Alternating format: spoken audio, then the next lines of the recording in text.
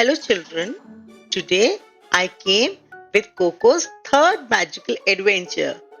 Today the name of the story is The Blue Paw Prince.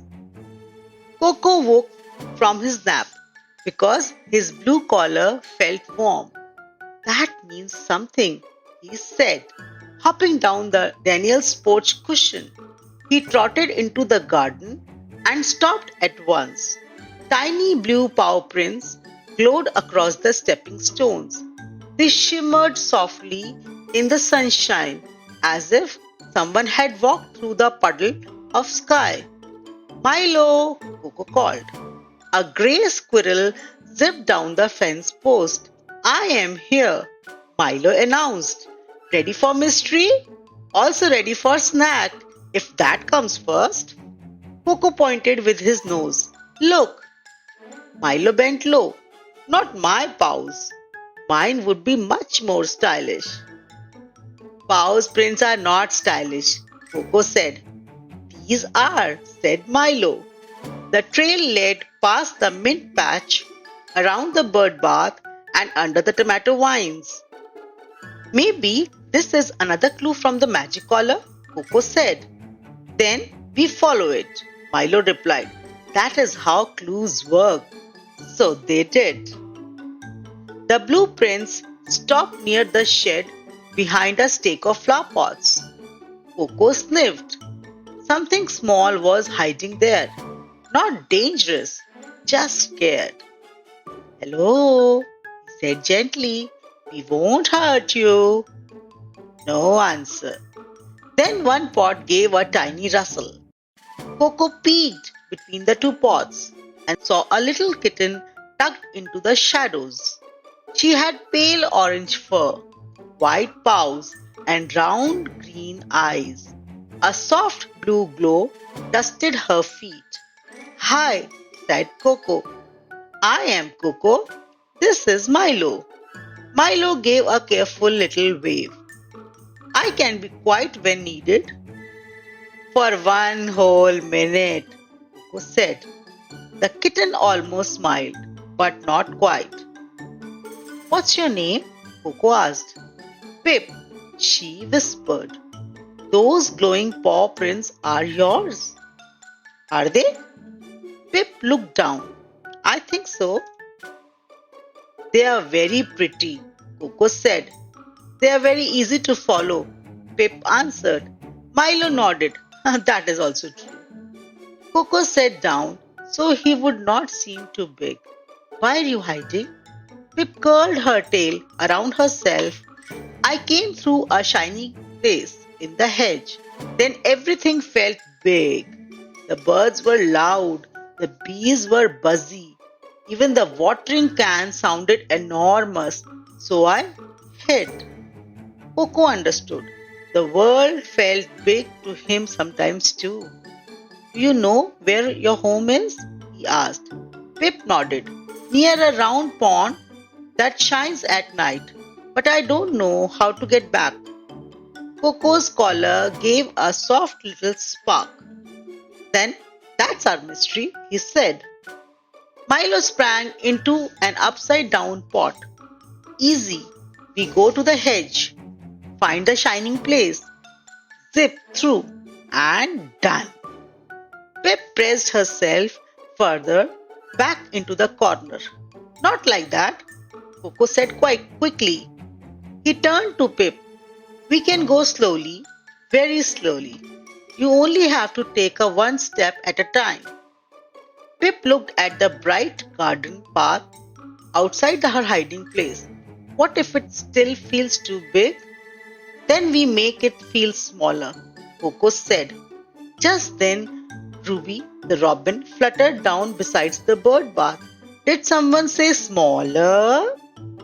Coco explained in a low voice. Ruby listened, then bobbed her head. I can help, she said. Soon the animals worked together.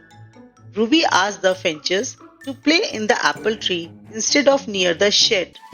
Milo gathered broad leaves and laid them in a soft path from the flowerpots towards the hedge. He stood back proudly. Luxury leaf carpet. It's very nice, Coco said. Then he looked at Pip. Would you like to try one step? Pip stretched out one glowing paw. Step. Nothing bad happened. She took another step, then one more. By the time she reached Coco's side, her tail was not tugged so tightly anymore. You're doing it, Coco told her. My paws are still glowing, Pip whispered. Maybe they glow when you're being brave, Coco said. Pip thought about that and gave a tiny nod. They made their way across the garden. Coco did not rush. When Pip stopped, everyone stopped. At the far end of the yard, near Milo's shortcut, the ivy leaves trembled. Behind them shimmered a thin glowing arc of blue and silver light. That's it, Pip said. That's where I came through. The arc looked like a tiny secret doorway made of moonlight. Coco stepped close, but it only rippled once and went still. Why isn't it opening? Milo asked. Ruby landed on the fence. Maybe it opens when someone is ready. Pip stared at the glowing doorway without moving. What's wrong? Coco asked. What if home feels big too? Pip said softly. For a moment, nobody spoke. Then Coco said, maybe brave doesn't mean you stop feeling nervous. Maybe it means you take the next small step anyway. Pip looked up at him. Even if my whiskers are wiggling, especially then. Milo puffed out his chest. I also take brave steps. Ruby tilted her head. You jumped because you thought a cucumber was staring at you. It looks suspicious, Milo muttered. Pip let out a tiny giggle. The glowing arc brightened at once. Beyond the hedge, Coco could suddenly see a hidden garden he had never noticed before. Silver moss covered the ground. Pale flowers swayed in breeze. At the center lay a round pond that shone like a coin under moonlight. Even though the sun was still up, on the far side stood a grey cat with bright green eyes. She paced along the pond's edge, looking worried. Pip, she called. Pip's ear popped up. Mama! She ran through the glowing arc. Her blue paw prints flashed behind her like little stars. The grey cat hurried forward and wrapped herself around Pip in one soft, warm hug. I was so worried, she said. I got scared in the big garden, Pip admitted. Her mother touched noses with her. You found your way back. That was brave. Coco, Milo and Ruby stayed near the hedge and watched quietly. Then Pip turned around and waved one white paw. Thank you, Coco, she called. And thank you, Milo, and thank you, Ruby. Ruby puffed happily. That's better. Pip's mother bowed her head. You helped my little one when she needed kindness most. Coco's collar shimmered brightly. Blue light danced across the silver pond. For one quick moment, the water changed inside the picture. A different pond under a darker sky, brighter with moonlight. Coco stared, so did Milo. Did you see that? Milo squeaked. Ruby fluffed her feathers. Yes, I also have several questions. The glowing image faded. The pond was only a pond again. Coco looked through the hedge one last time. Pip was safe. Her mother was washing the top of her head. The silver flowers nodded in the breeze. One mystery was solved. But now Coco had a brand new clue. Milo twisted his tail. Moonlight pond next. Coco looked up as the first evening star blinked above the garden. Moonlight Pond next, he said.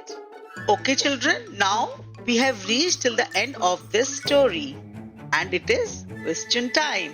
So I will ask you a few questions and wait for your response and then I will give you the correct response.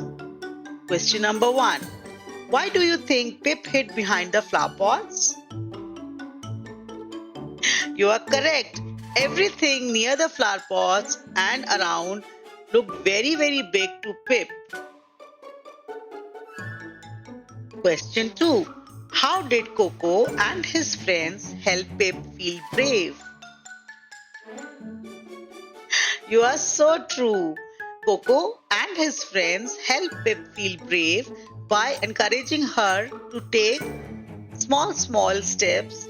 Even brave feels nervous. This is what they taught Pip. Question number 3. What did you think the moonlight pond clue means? This we'll come across in the next story. Bye for now.